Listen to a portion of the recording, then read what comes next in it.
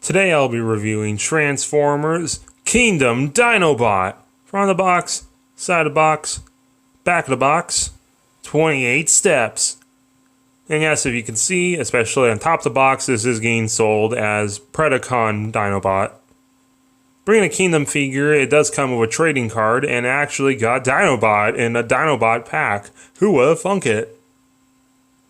Of course, he turns into a very 90s raptor, which is unscientifically accurate today, but it was at the time Beast Wars would have been made. There is an animation by fans to show what he would look like with modern raptor design, but yeah, check that out, it's really good. You got a lot of joints in the legs, a little joints in his floppy little raptor arms, and his mouth actually opens. Transformation, there's a lot going on, but it's not super difficult. It's a lot harder getting him from robot to dino mode than it is from dino to robot. Robot mode is absolutely perfect. I mean, just look at the head. That is spot on the show. He has a lot of articulation, especially in his arms. This figure does look great, but being a modern Hasbro figure has a lot of empty spaces just to show off how cheap Hasbro is. Even though this was a really expensive figure. Again, because they're cheap. Of course, being like Dinobot, he can use his tail as his little tube thing, where it can open up into his spinning shield thing.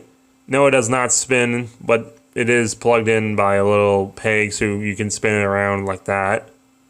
And of course, you can take out the little missile, which doesn't fire, and use it as a sword, and even has a side peg so you can hold it properly.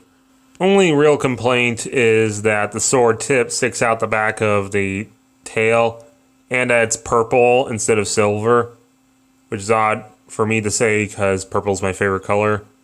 It's not accurate, man. And yes, you can still store it where you plugged it in for Dino mode. Size comparison time. Here he is with the re-release of the 90s Beast Wars Megatron. And here he is with all the Maximals I have so far. Airazor, Black Arachnia, Netflix, Optimus Primal, Rat Trap, and Netflix Cheater. I just need Tigertron and Rhinox to have the main team.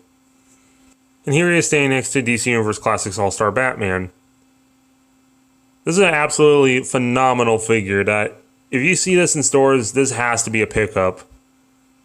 I highly recommend it to any Beast Wars fans, Dinobot fans, Scott McNeil fans, just everyone, man. This is great.